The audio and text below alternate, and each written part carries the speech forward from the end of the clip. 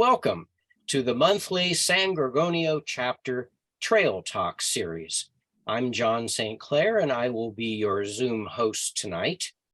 And we have this Trail Talk series has been going on for about 2 years now. And originally it was to replace the fact that outings were canceled in this year because of the COVID pandemic.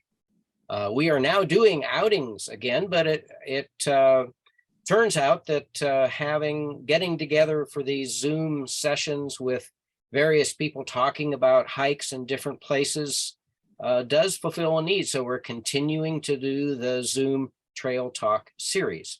Now, there's a couple of guidelines I'd like to go over. First of all, it is being recorded. And if you have to leave before we're done, the email reminder that I sent everybody who registered before today has the link to the San Gorgonio Chapter YouTube channel. And so by noon tomorrow, this talk will be on the YouTube channel, and you can watch the rest of it, or you can tell your friends about it if you think they might be interested in watching what you watched tonight. So everyone needs to be muted except for the speakers. And if you have a question, we'd like you to put your questions in the chat section. If you look at the bottom of your screen, you should see a little talking bubble icon with the word chat under it. If you click on it, it opens up a little window, and the default is to send the chat to everyone. You can leave it there and type in your question, and then various points during the talk, the other Trail Talk committee members, Carla Kellums and Julianne Anderson, will relay those questions to our speaker tonight. Okay, and I'm looking, we have now 18 participants, and it looks like everybody is muted that needs to be muted. So what I'm going to do now is introduce Carla Kellums, who is one of the 3 members of the Trail Talk Committee. And so I'll take off my spotlight and put the spotlight on Carla, and she will introduce our speaker. Yes, thank you, John. I want to introduce Christina Torres. She is one of the San Gorgonio Chapter Outings leaders and Outings Chair for the Moreno Valley Group. She grew up mostly in Germany from the age of 4 to 23 and lived very close to the Black Forest and Bavaria. So these places were really easy for her to visit, and they're full of beautiful nature and wonderful hiking trails. Eventually, Christina made her way to California at the age of 23, and Christina and her family traveled back to Germany on numerous occasions to visit family members and friends. And they still enjoy exploring the Black Forest, the nature out there, and the hiking trails. So we're really happy to have Christina with us speaking about the Black Forest. So Christina, thank you and welcome. Thank you very much, Carla. I appreciate it. So anyway, let me get to share screen, and then we can get started. Okay.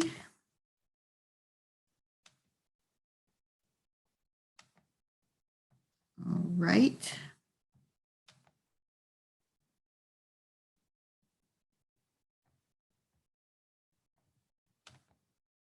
Okay, can everyone see my, can you guys see the, okay, great, awesome. Okay, so I've been introduced, so you know who I am, Christina. I'm a outings leader and outings chair. And yes, I did grow up in Germany. I'll kind of show you where when I have the little map and everything. Spent a lot of time there. My mom used to take us when we lived in Germany. We used to go to the Bavarian Alps. So actually, I'm more familiar with the Bavarian Alps than the Black Forest, but I did just a few years ago explore some more of the Black Forest with my son, and which is what I'm going to focus on in this talk. So, but yeah, we used to go every summer we went for 1 week and we'd stay usually in the Bavarian Alps, sometimes in the Austrian Alps, but mostly in portions of Bavaria. So anyway, today we're going to explore Germany's Black Forest. And I'll talk about, as time permits, a few other places that are nearby. So anyway, for US citizens traveling to Germany, you don't need a visa because it's one of the Schengen countries in the Schengen Agreement, Germany and 26 other European countries. And you can get that list, find that list out, which countries are included in that. Right now, since we had this whole COVID thing going on, currently no mass vaccination status or negative COVID tests are required. However, it's always advisable to check because things can change. And right now, my aunt and my cousin over there both have COVID. So I guess it's still going around, and who knows, how things will go since we have it. So best to check. You do need a US passport, a valid US passport for entry. It should not be within 6 months of expiration. And so if you do have one that's close to expiring when you are making a trip over there, then make sure you get that renewed and with enough time on it. For emergency purposes, you should know where the closest US embassies and consulates are located in case of a lost or stolen passport or other emergencies, and that website is also listed. That's the one that's on this page. All right, so here I have this nice little geometric type map of Germany, because that's just the one I happened to find that kind of showed where the Black Forest region is. And as you can see, Berlin, which is the capital of Germany, is up there on the northeastern side, and the Black Forest is what's showing on the whole map of Germany, that little green area down there in the southwestern region of Germany. So it's kind of bordered by the city of Karlsruhe and Stuttgart. And if you look at that map, I grew up near Stuttgart, just about 30 kilometers southeast of Stuttgart. So in this little area is where I grew up. And so we were pretty close to the Black Forest. And so that's this whole area. It's bordered on the west by France and on the south by Switzerland. So here on the right side, you see the map of that area that shows some of the major cities that are in the area. Baden-Baden is a spa city, also a casino there. Then Freiburg, that's a big university city. And this already Basel is Switzerland. And you see Lake Constance over here, which the German name is Bodensee, which actually means floor sea or lake. It's a pretty big lake, and it's at the floor of Germany. So, but it's called Lake Constance. The Americans call it Lake Constance because of the city of Constance that is on that lake. But anyway, the area, oops, let me go back. The area I'm going to focus on today is in this portion of the Black Forest, which is the major tourist city in that area is Titisee Neustadt. Titisee is also the name of the lake that's there, but this area here is called the Hochschwarzwald, the High Black Forest area. And this is also where the highest elevations are for the Black Forest area and where the ski areas are. So now we shall proceed to the next one. So for stays over there, now what my family always did and what I did on this trip with my son is, boy, that's sensitive. We stayed at a farm stay. So basically this was somebody's private home where they rented out the top floor, which was an entire apartment. As you can see, it had a little, but everything's a farm, a working farm below that they take care of. So we had a whole little apartment here. We had a balcony, and the balcony had a direct view over to the mountains where the Feldberg is, which is the highest mountain in the Black Forest. Oops, boy, I shouldn't touch those controls that much. Anyway, and had a kitchen and it had 2 bedrooms also. So this was one of them. And as you can see, that pine furniture is very typical for the area of southern Germany and also for Bavaria, for the guest houses to have that type of furnishings. Fairly simple, very nice. So anyway, but the one we stayed at, and there are other similar ones than this, but the one we stayed at was kind of way off the beaten track. So plus these owners did not speak English. I speak fluent German, so that's not a problem. But there are other similar ones you can probably go to find like that where you can stay and they speak English also. But anyway, that's just to show you. Then alternately on the TTC, that a touristy area, the lake I told you about, that I was focusing on that area. You have this 4-star Alemannenhof hotel, which is quaint. It's got the kind of architecture that is very familiar to this area of the Black Forest. And so that's a better place you can go. And I have some information. I looked up some pricing and stuff for this year for various times on that. If anyone's interested, I mean, you can look it up, or I can kind of tell you what I looked up on that one.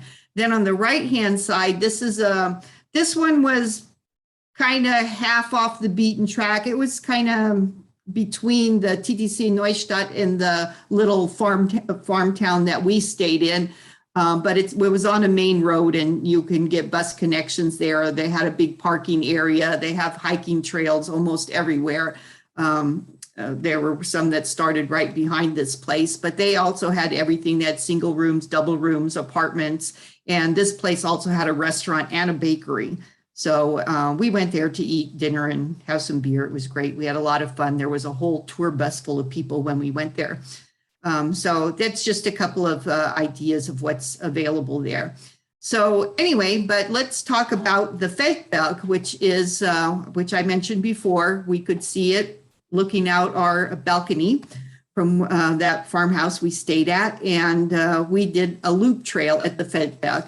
So the Feldberg is 1,493 meters tall. Doesn't seem that high compared to, you know, other mountains and stuff, but it's the highest for this region, for the Black Forest area, which is just a little under 5,000 feet of elevation for that. But this area does get snow, this particular area of the Feldberg, and it's a big ski area in the wintertime. So anyway, you can kind of see how it goes for elevation gain and loss here on this trail. This loop, I'll have the stats at the end. So it took us a few hours to do this. We took our time and took pictures and stuff along the way. It was a lot of fun, except at the very end, and I'll go into that.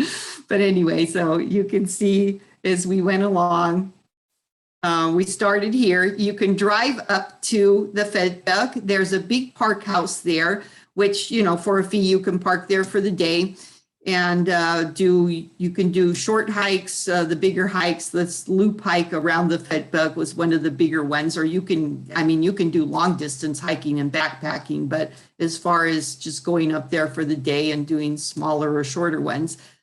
So we parked at the park house up there. And this is where the trail starts, where it says, Willkommen auf dem Feldbergsteig. So welcome to the Feldbergsteig, which is the name of the trail. And as you can see all the forest back there and the meadows, the cow pastures. There were cows almost everywhere up there. And one thing about the forest, you can see where there is forest there, and there's a lot of forest area. The forest is very, very dense.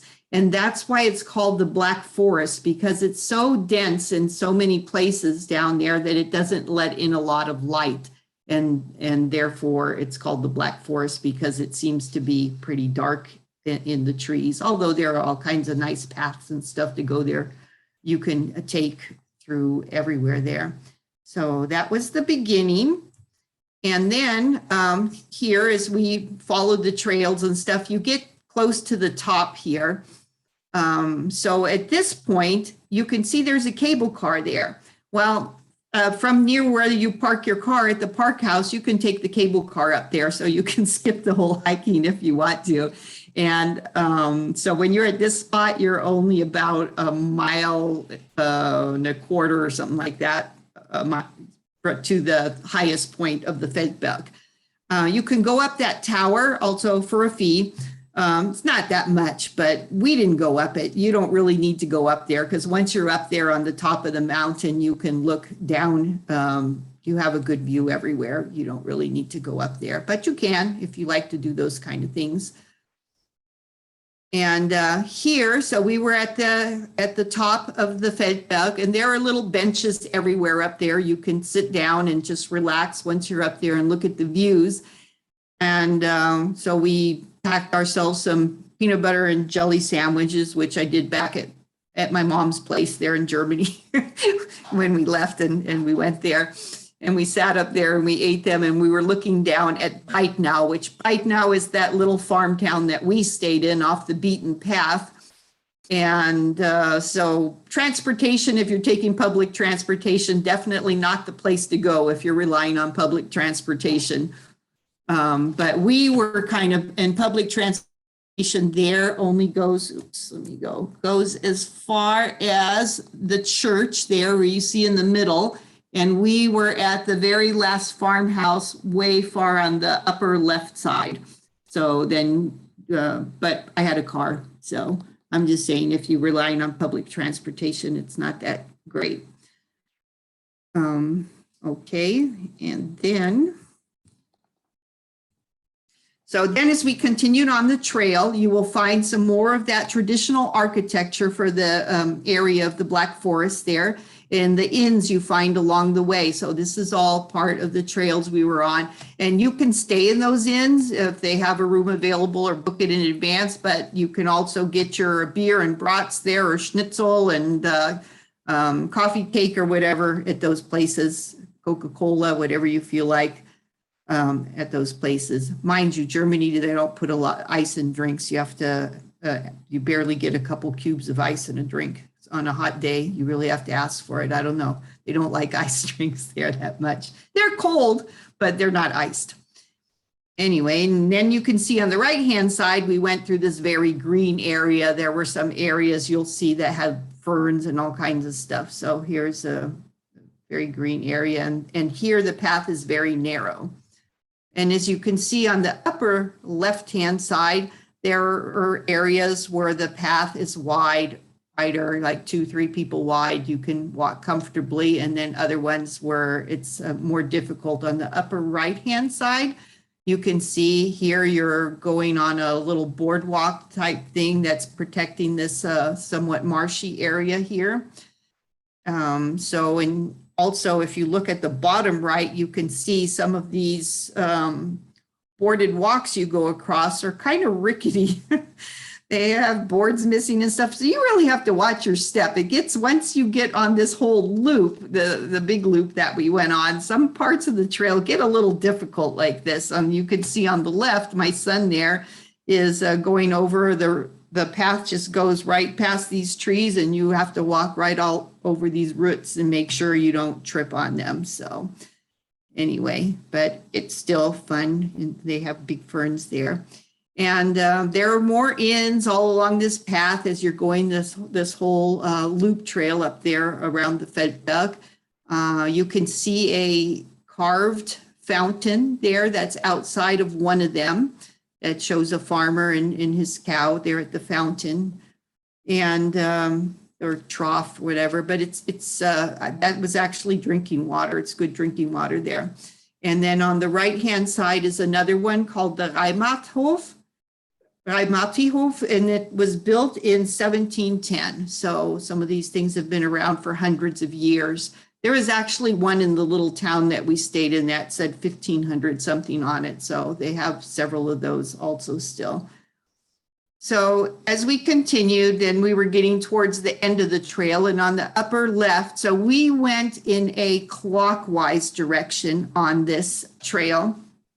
And as we were nearing the end, we're kind of at a bottom area, because you could see in that map that I showed you earlier that showed the elevation gain and loss. So we were at the lower area, and there was a beautiful little crystal clear lake, a tiny lake, more like a big pond or something, but it was very beautiful and crystal clear.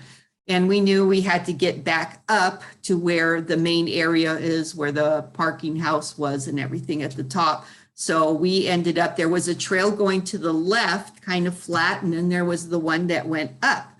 And it was a steep, rocky trail, as you can see on the upper right. And by this point, by the time we had done this whole trail and gone over all these routes and boardwalks and up and down and everything else, I was beat and having a hard time getting up this steep, rocky path. And when we got to the top, as you can see on the lower left-hand side, I took a picture of that other route that went to the left. I guess if we would have taken that, that would have been the easy path. It's 1.5 kilometers longer, but it's a much easier path. So I think next time, if I do that again, I'm just going to go counterclockwise to make sure I'm going in the right direction. And then on the bottom right-hand picture, that's actually below that you see there. It's the farmhouse that we stayed at. The house that you see that looks whitish, whoops, that's actually another whole house that belongs to those farmers that you can rent the whole house or areas of the house. And we stayed in the house that's a little farther below that one. That was their private house, and we were in their upstairs, apartment. But anyway, so that's pretty nice. And here are the stats on that hike. So it's about just under 8 miles. And you can see what the elevation gain and loss is.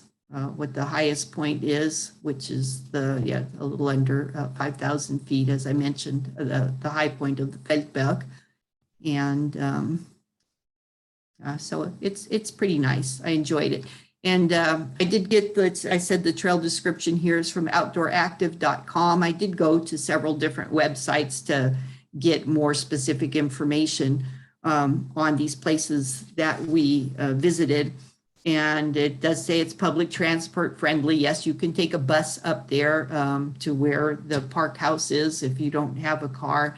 But this is the thing, if you're going to take the public transportation, well, you don't really need a car as long as you don't plan to go anywhere that's not served by train. You don't want time flexibility. You don't want to explore scenic driving routes, or you don't enjoy driving. But otherwise, most of the bigger cities and touristy places like the TTC, that big lake, which we'll go into shortly, are fairly easy to get to by public transportation, mostly by train and a bus. But a lot of the smaller areas you're going to go to are going to take a lot more time to get there with public transportation. So it's really best if you have a car. And the other thing I wanted to mention is the closest airport to the Black Forest is actually in Switzerland. It's Zurich, Switzerland. So we've flown into Zurich twice. Usually I fly into Frankfurt or Stuttgart, but twice now. We got some pretty good deals flying into Zurich, Switzerland. So from there, it's only about an hour and a half to the Black Forest to drive. But if you go to Switzerland and rent a car there, you have to get an extra pass that counts for the Swiss roads, because a lot of them are toll roads. Let's just say most of them are. And Switzerland itself is very expensive, but the airport is fantastic. I loved it. And then otherwise you could fly into Stuttgart, which I've done, but there's no direct flights from the West Coast into Stuttgart. You would have to fly and connect either through Munich, but you could fly, there were direct flights from the West Coast into Munich, and then it's about 2 to 3 hour drive depending on traffic to get to the Black Forest. And from Frankfurt about 3 to 4 depending on traffic. So it's all not that bad. And then you get to see more parts of Germany anyway. So I've been talking about the TTC, which I showed you on that first map of the Black Forest, the area I was focusing on. So area right here, this is for one of the main, besides the Feldberg Mountain, is the main tourist area here. And in this part of the Black Forest. And this lake is a very popular, picturesque, has very touristy areas. You can see you can rent boats, and there's also a trail that goes around the perimeter, which I'll show you because we went on that trail, just showing you little trails. Not a hard trail at all to go around there, but it's very nice. And that's me standing there under the Biergarten sign. And on the left, you can see here the signage. Almost everywhere here, you will have signs like this pointing everywhere. So if you have a trail map, which you can maybe get beforehand, you can get them in most tourist offices. As a matter of fact, there's a big tourist office right here, right across the street from the TDC by the train station. You will find them usually at train stations, especially in tourist area, but the main ones, you can get them. And then you can get the hiking maps also from them. And they'll usually, you can find some in English in the bigger tourist areas, but if not, you can, at least if you get one in German, then you know the areas. If you've kind of looked at it beforehand, you might want to go and it'll tell you elevations or distances and stuff like that. And as you're going, you can look at these signs that point everywhere and tell you how many kilometers. Oops. So I want to expand that a little so you can see it's showing all the different areas and how many kilometers to get there. And this one above the camping sign, which we were on the opposite side of the lake at this point from the touristy area. And the opposite side is a camping area, which had, I noticed by the license plate, mostly visitors from Belgium and the Netherlands there. So, but the small little blue sign says Große Seerunde TTC Rundgang. So that basically means it's the roundabout route around the TTC Lake. So, and that's the path that we followed. And on the right from the opposite side or part of the opposite side, we're looking across the way at those bigger tourist hotels, Ferris wheel, and the tourist places over there on the other side. So, are there any questions yet, or should we wait till the end? Well, let's go ahead and post a few questions here, Chris. Okay. Here let's start. Let me see. What were the hotel prices that you found for 2023, just so people have an idea? Okay, well, for example, that 4-star Alemannenhof that's right there on the TTC, actually, it's not in the main tourist area. It's a little off to the other end, but it's still all pretty accessible and easy to get to. That one was showing rooms for about roughly $95 in March, but April to July, they were showing prices of $200 to $300. Now, also, if you get into the summer months, you're going to get a lot more people and a lot more traffic on the roads, because then you start getting into the months where the different states in Germany are starting their summer vacations and they're taking their road trips. Also, the other European countries, as you're getting into those summer months. So you have to bear in mind it's going to get very busy and more expensive. So it's better to try and travel outside the main seasons. But then again, also weather permitting, conditions permitting, the winter season gets pretty busy in this area for all the winter sports.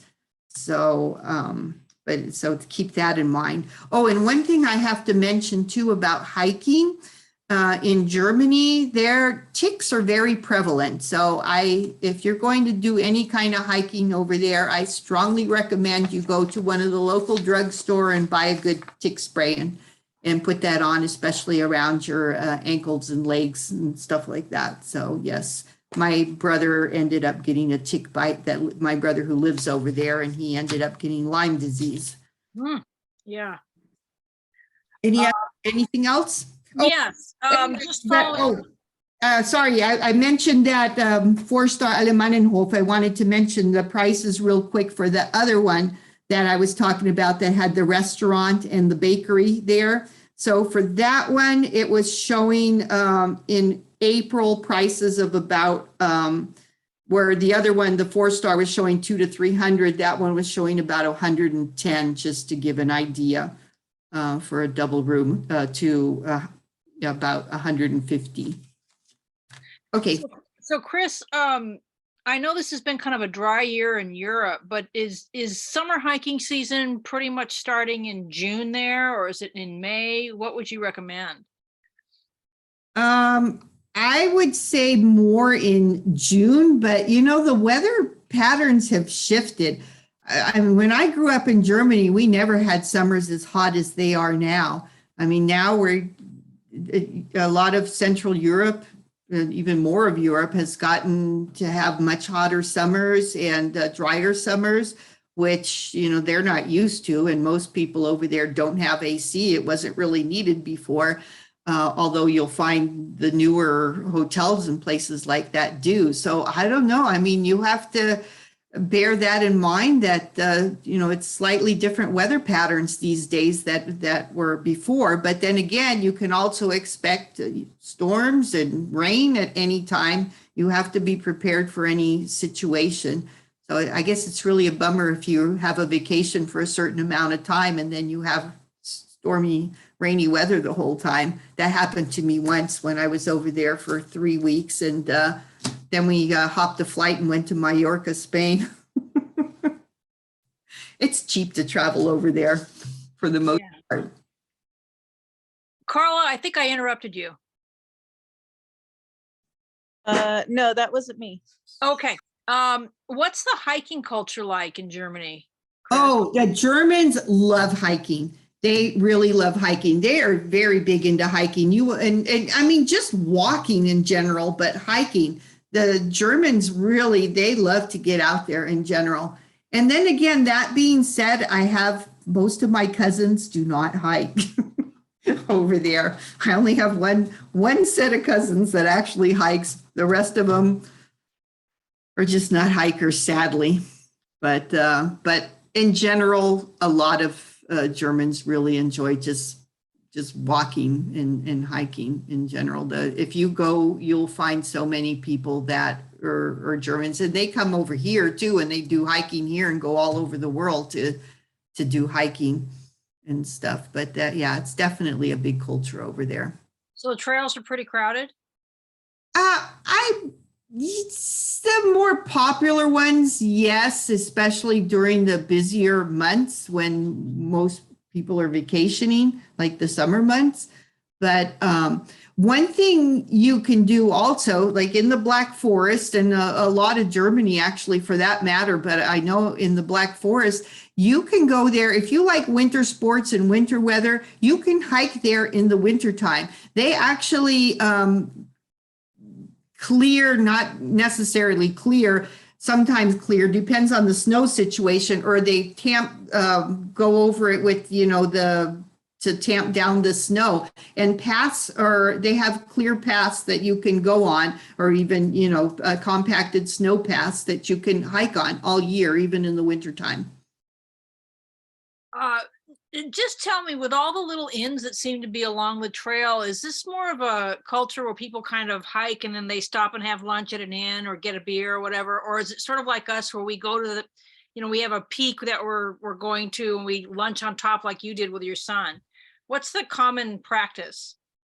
I would say, I would say it's probably a little more common the culture to go and do one and then you go to the inn, but not necessarily, not everybody's like that, but I think it's part of the German culture. Got it. What kind of hazards should people prep for besides ticks? Are there snakes? Do they have mosquitoes? Mosquitoes. I think you should be careful with mosquitoes. Some areas have the horse flies and they have a nasty sting, but they're not that common anymore like they used to be, but it depends on some areas may have more than others, but I generally haven't noticed too much. Yes, there are mosquitoes. They're not, I don't think they're that bad that I've known. Mostly, I think the ticks are the biggest problem over the other stuff. But if you have a good tick spray, there usually works against the mosquitoes, also keeping them off. Snakes and spiders, they're pretty poisonous animals, or pretty non-existent in Germany. They do exist. There is a poisonous snake that exists, Ringelnatter, it's called, which I honestly, I've never seen one. I know they're out there, and there's one poisonous spider that exists called the Kreuzspinne, and they really stay in places that are totally undisturbed by people. And so I don't think any of that is something to be very much concerned about. Now, if you just go, if you see a big web and you go in between off path and go in between two trees, hopefully you don't run into one of those. But, you know, at the most, I think it's if one of them did bite you, it might make you sick or have a reaction or something, but it's not going to kill you for sure. But you would need to seek probably medical attention.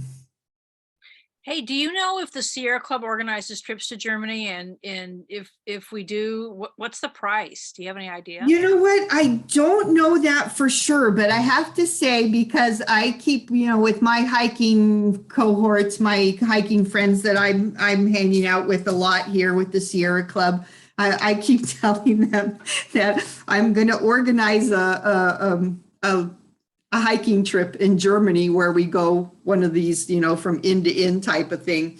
And so they're all waiting for me to do that. And then I think I saw one listed once when I was looking at the international trips from the Sierra Club. That was actually in the program. Somebody was doing that trip, and I'm like, somebody stole my trip. Somebody did my idea. No, but yeah, so they do that. And there is somebody who's doing an end-to-end thing. I'd like to know who that is. That sounds fun. That sounds fun. But you can do some serious hiking there though, too. I mean, especially in the actual Alps and the Bavarian Alps and stuff. New question, folks walking, which apparently started in Germany. And our colleague said there are now groups all over the US, and she belongs to one in SoCal. Do you know about the folks walking? Yeah, we call it Volksmarsch, but over there. But yes, I do know about it, and I did do some of it over there back when I lived over there, which has been quite some time ago.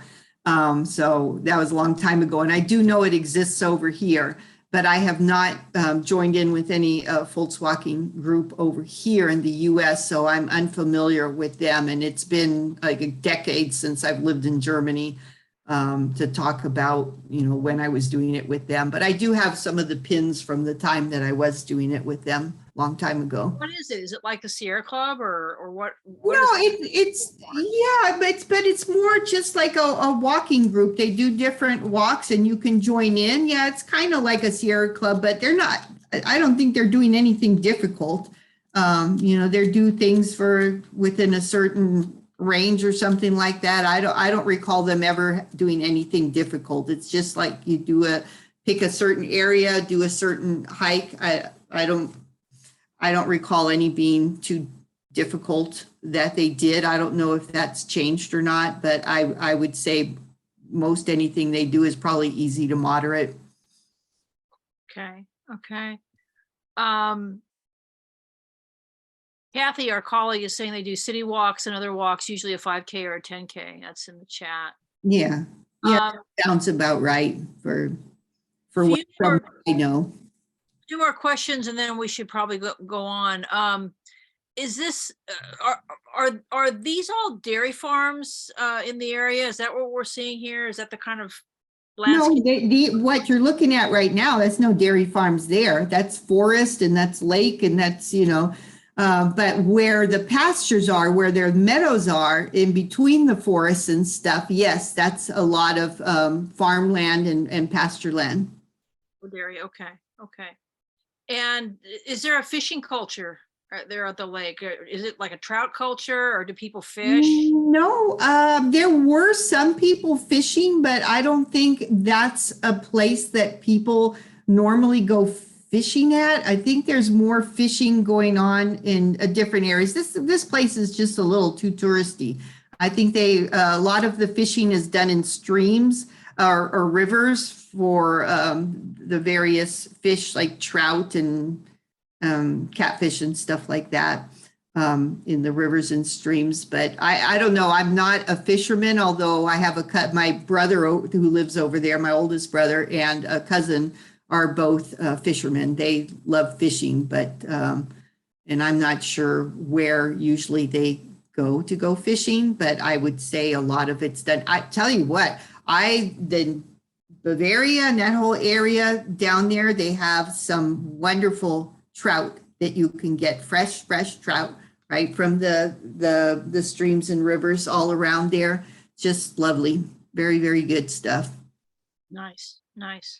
Well, why don't we go on, and why don't we wrap it up for now in terms of questions? We have Okay. All righty, then we shall continue.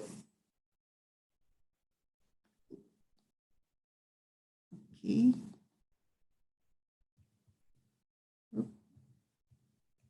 All right. Okay. So now after we're still in that region that I originally talked about. So this was the big touristy lake. And now we're going to the town of Triberg, which is probably about 45 minutes from the TTC area to drive by car, because you are driving on smaller country roads, some windy country roads going through forests and stuff to get there. Now, the town of Triberg is also pretty touristy, the little town itself. But we went there because there's a waterfall there I wanted to see. Now, there are at least, I think, 20 waterfalls in just the Black Forest. And don't ask me to name them all, but there are 20. But we just went to this one because it was kind of on our route to go back home to my mom's. And we passed through there on the way back. Just took a little roundabout route. And on the left, you can see it says the sign up above with the little roof on it says Wasserfälle. I can't really read what it says. I'm sure it says Triberg. You can see all the flags. You got the British flag, you've got the American flag, and so on and so forth. So it's very international there. You will find people who speak English in pretty much all the shops and restaurants there, since it is quite touristy. But that's near the main entrance of the waterfalls on the left. And on the right, one of the reasons this town is so touristy is because they're also known, besides the waterfall that's there, for the cuckoo clocks. So cuckoo clocks come from this area, and they have here the 1000 Clocks souvenir store, which I took a picture of. And so anyway, but we went to the Triberg waterfall, which is, they bill it as the tallest waterfall in Germany, which is technically not true. It's not the tallest waterfall in Germany. That one's actually in the Bavarian Alps. However, the tallest waterfall in Germany, which is in the Bavarian Alps, is difficult to get to. This one's easy to get to. You go to the town of Triberg, and it has several entrances to get, I think, 3 different entrances to get into this waterfall area, one from a top parking lot, one from the bottom. You can do street parking, or there's some other paid parking or something nearby, or there's, if you can get to this town by train also. And from the train station, it's about a 40-minute walk, though, to the waterfall. It's slightly uphill. This waterfall, the Triberg waterfall, it's a cascading waterfall. So you don't really see the whole waterfall at once. It has 7 cascades to it. And it is, let's see, I gotta look at my little notes here. The waterfall is 535 feet, so 163 meters. But as I said, you don't see the whole thing because of the cascade. However, it's got these neat little paths. There are actually 3 different paths that go up this waterfall. There's one called the Cascade Trail. There's one called the Culture Trail, and there's one called the Nature Trail. And they kind of interconnect, so you can go up any one and kind of loop or go around to the other one or something. But each one does it goes to a little bit of a specific place, but you can loop around all of them. And as you can see on the left, as you're going up the different cascades, the trail will go up on the side, and then it'll cross over the cascades on these bridges, and then you'll go up the other side, and so on and so forth.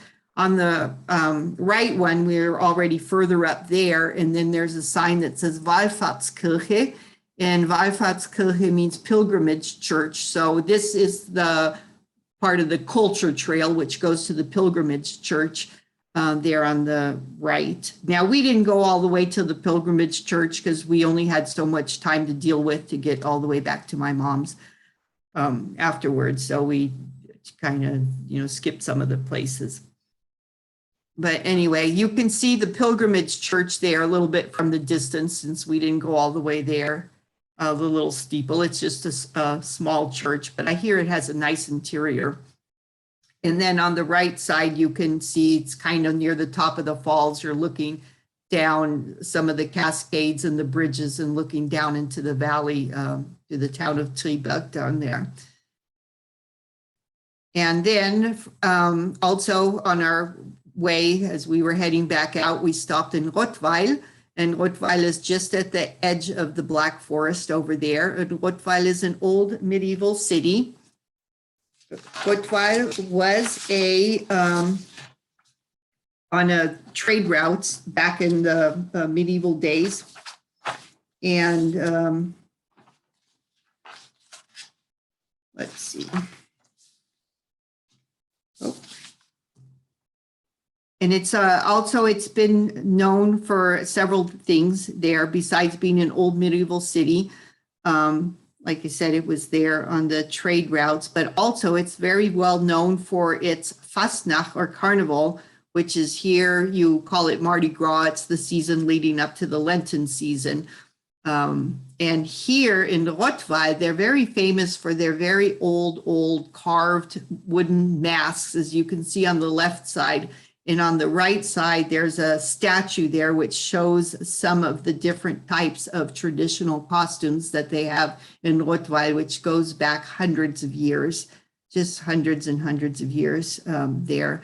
It's I went there one time, long time ago to see this parade of these people with their old wooden carved masks. It was interesting for sure.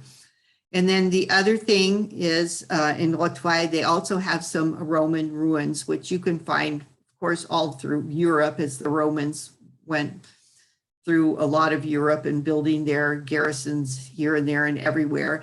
But here you can see this is some baths for the legionaries that they had here, or what's left of them. And so as we stopped here, we went to a little bakery around the corner, picked up something to eat, sat on a little bench here contemplating the Roman ruins. The other thing is Rottweil is known for, that's where the Rottweilers come from, the Rottweiler dogs. So that, they say, also goes back to probably the Roman times, where they were bred and used for guard dogs. So they've been around for a while then. And then other places near the Black Forest that are within a decent driving distance, a visiting distance, all within a couple hours. And so if you're going to visit that region, I mean, there's more to the Black Forest. As I showed you at the very beginning, I was just focused on that small area of what was called the Hochschwarzwald near Titisee Neustadt, but there were all those other parts of the Black Forest. But then aside from the Black Forest, other areas nearby that can be visited would be like on the left, that's the Rheinfall. So the Rhine River, it starts in the Swiss Alps and it flows flows all the way through Lake Constance and out the other side. And Lake Constance is huge, but the Rhine River enters and comes out the other side. And it continues to flow here in this area, which is, this is Basel. This is actually Switzerland here where this waterfall is. And it's actually pretty impressive. I mean, you can't even tell so much from this photo. I mean, I have a lot more photos, but I can only show so much. But you can take a boat to the bottom, and then there's a rock you can climb up to in the middle, and you can be in the middle of the waterfall. It has a platform and look over it. Then down near the bottom, there is also a walkway, this big concrete walkway that's just above the falls, and they're just rushing below you. It's quite interesting. So, the Rheinfall waterfall, it's about 400, they say 490 feet wide, and it's a 75 feet of drop. But they said the energy that this waterfall produces, by energy, potential energy that it produces, it's the biggest waterfall that way. It's just huge width-wise, and the water that flows through there, it's pretty amazing. They say its average flow is about 8,800 cubic feet, and that depends on the time of year too, can be more or less. But it's pretty impressive. I like it there. And this is an old fortress that's right nearby also. Or also, not too far, since I said the Black Forest is bordered on the west from France, and it forms part of the Rhine River forms part of the border between Germany and France. And not too far from the Black Forest there, which was on that first map that I showed you, the expanded map of the Black Forest, Strasbourg in the Alsatian region of France. And this is these are some photos of the Strasbourg Cathedral. And you can see the stained glass windows there. And if you're looking at the photo on the right, where it's looking up the steeple, there's the big rosette there, what these old Gothic churches, a lot of them have. And that looks pretty fantastic from the inside when the sun is going through. And also the Alsatian region of France is very well known for its good food and good wine. Here are a couple more photos from Strasbourg, France, which has an area called La Petite France, which has a lot of canals, and you can take these wonderful little boat rides through these little canals where they show you some of the old medieval structures along the way, and also the newer ones. And it's quite fun and interesting to do that, and so picturesque. And on the right, you'll see a nice little patisserie with some wonderful baked goods there in France. Also nearby, as I mentioned before, that's very close to Lake Constance, where the Rhine River goes through.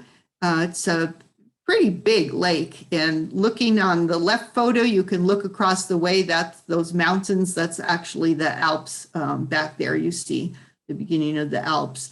And on the right side, that's right near a little town that's on the western edge of the Lake Constance, called Udingen, and those are called the Pfahlbauten, and Pfahl, that refers to the timbered. So these were recreated from ones they found, and information that they found, and other ones that they found like this, that they lived in, like, I don't know, back in over 1,000 years ago, they lived like this, and had these walkways and timbered walkways in these houses. And it's a whole museum now, and you can go there, and there are English speaking tours in almost all these places I showed you too, that you can take, and some of them you can go inside and see how they actually recreated how they lived back there. I thought it was very interesting. I enjoyed it immensely. And so anyway, that's the end of my presentation, and I will leave you with a nice, beautiful photo of the Black Forest cherry cake, which the Black Forest is known for. These are quite delicious. So enjoy that view, and I will take any more questions you have at this time. We've got a few here, Chris. Let's What are your favorite hiking guides or websites for the area? Where should somebody go who's planning a trip?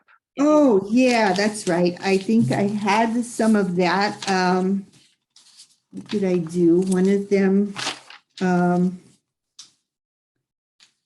goodness. Yeah, I had, let me find that website that I went to. I have way too many notes. This is part of the problem. Oh, yeah. This was a one that I really liked that had some good information. It's called wanderingermany.com. So you can find information not only just for the Black Forest area of Germany, but for all of Germany. And they had some pretty good information on that website. Nice. And then, let's see, what was the name of the other one?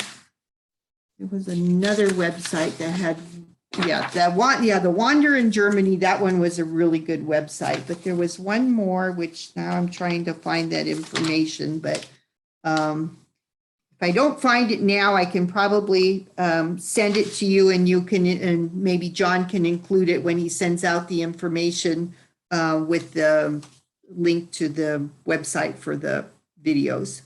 Sure, the Wander in Germany is a great place to start, sounds like. Hey, what's the camping culture like there? Is it fairly easy if somebody wanted to kind of camp or get like a tiny RV, like a little van? Can people rent those in the big cities and just kind of, is that common? You know what? I'm not sure, because I've never done anything like that, rented an RV or something. Like when we went, we would always do those little farm stays, and a lot of those are very, they weren't expensive. I mean, you can find some nice ones, those little bed and breakfasts and farm stays and stuff that we did. So that's what we used to do. We didn't camp in Germany, but there is tent camping over there. I did camp once at the Eibsee by Garmisch-Partenkirchen a long time ago, when I was much younger. And it was ice cold up there. And this was in June. Oh my gosh. But so that's the only time I went there. But I think the culture in Europe for the little camping wagons is very, the little tiny camping trailers is very, very popular. And when it's vacation season, you will see so many people on the roads, on the Autobahns and everywhere else, autostradas in Italy, on their way they drive from England and Scandinavia all the way down to Croatia and Greece and everything else. I don't know. And you'll see those little camping wagons. But yes, there are tent campgrounds too. I've seen some of those, but I think the culture in Europe is more for those little tiny camping trailers. Little teardrops. Random question. Does the Rhine flow north or south? Does it start at Lake Constance, or is it flowing? No, it starts in the Swiss Alps. So it's actually flowing north, and it comes out in the Netherlands in the North Sea. Got it. Okay. That kind of gets it. What's the best food for hikers? I mean, I would think they have fantastic sausage and cheese. And are there like open air farmers markets in most towns you can count on, or? Oh, yeah. You can get, we would a lot of times just go to a little market and pick up some, bread and cheese and maybe, some meats if you like meat or something, but that type of stuff. I mean, you can find most anything, but also granola bars and whatever else you want to get. But the thing is, with Germany, almost everywhere you go and they have places that sell the beer and brats and whatever, food, and almost everywhere. I mean, even the smallest little, somewhere near where my mom was from in Germany, which is in that Stuttgart area. And there's a bunch of beautiful places there in the Schwabian Alp and stuff too, with a wonderful hiking and biking trails. And it's very easy to rent bicycles. You can get regular bikes, and electric bikes are very popular over there and stuff. But almost everywhere there's this one waterfall where there's an old fortress ruins called Urach, which I love that place. But you go up to the top of the waterfall, you keep going on this little path, and you go up to the waterfall. And if you keep going to the top of the waterfall, at the top, you will find a little kiosk, even not a inn or whatever, a little kiosk. And that kiosk and there are tables and chairs up there, and they're selling stuff. So, but a lot of people pack their own things too. I noticed this in Germany. They don't necessarily like to spend money. While it's part of the culture over there to have all that stuff, a lot of people will just pack their own little sandwiches and little drinks and not spend money at places, especially if money is tight. Even like when I went to the zoo, the Wilhelma Zoo in Stuttgart, which is a world famous zoo, like the San Diego Zoo also, for the reproduction of endangered species and stuff. And you go there and almost everybody in every grassy area is sitting down with a little blanket that they brought, and they're sitting down and eating their own little foods that they brought with them, even though there are kiosks and restaurants there. But most people are not wanting to spend money on that. Even though I say, well, those little kiosks and inns are also part of the culture, but so is not spending money. So in that thought, I always think of Italian sausages like a good salami or something like that, or a prosciutto or something like a ham. But what would be the best German portable sausage cold? That's I don't have to cook. I could just grab a German. Oh, well, a salami is good. A salami keeps very well and does it really a good one. When you buy a little chub of it and stuff, it doesn't need refrigeration or anything. It can keep, unless it's super hot, but you pack it up and put it in your little rucksack and stuff, and it's fine. Something like that. And also what's called Knackwurst is similar to that. It's a smaller, thinner one or something like that. It's also been cured very long and smoked or whatever, different types of things. And so those type hold longer. You can just take them with you in your back. That's how you say it. I've always saw it as Knockwurst, and so it's Knockwurst. Yeah, Knackwurst. Yeah, because in German you pronounce the K in front. Okay, got it. Yeah. Got it. Okay. Switching gears, and then I want to invite any other people that have questions. Are there still a lot of Americans in Germany from the bases, and are they welcome? And is the Black Forest area kind of politically conservative, or how would you characterize it? Well, Germany was divided into many kingdoms, and when the Reformation came, then that ended up by the kingdom to the area as what became Protestant and what became Catholic. And so a lot of the southern regions, the more northern regions are more Protestant and the southern regions are more Catholic. So I would say yes, maybe for that, they're a little more conservative in general, but I don't think there are that many differences in general, but yeah, that's what I would say. And Americans, as far as the Americans being over there, a lot of bases were closed that used to be open. When I grew up over there, my mom's from a little farm town near Stuttgart. My dad met her after World War II, after serving over there in World War II. And so there were a lot of bases over there until the end of the Cold War. And now we're kind of back in one again. But so a lot of bases were closed. And yeah, and there aren't as many over there now as there used to be, although now I think they've moved some into Poland. So yeah. Okay, and we're getting a lot of lovely thank you for taking us to another world. Thank you for the information and beautiful pictures. Thank you for sharing such a wonderful adventure. People have enjoyed it, Chris. Well, good. I'm glad. I don't know, I kind of feel like I might have missed a few things along the way that I wanted to talk about, but, if anybody has more questions or something, maybe they can send an email or something. And my email is listed on my hike descriptions. So All right, yeah. Well, John, Carla, Norm, anyone else? Any other questions for Chris? Not for No, me. that was wonderful. Yeah, thank you, Chris. Really enjoyed it. Yeah, beautiful, just beautiful. So I'm looking forward to your International Sierra Club trip, Chris. Yeah, The one where we go to all the inns, huh? I think we could do a San Gorgonio group trip to the Black Forest. I hear we're going to have a similar one in England sometime. Hey, I think so. I think we're gonna do a hiking through it, count village to village in Britain. I think that's true.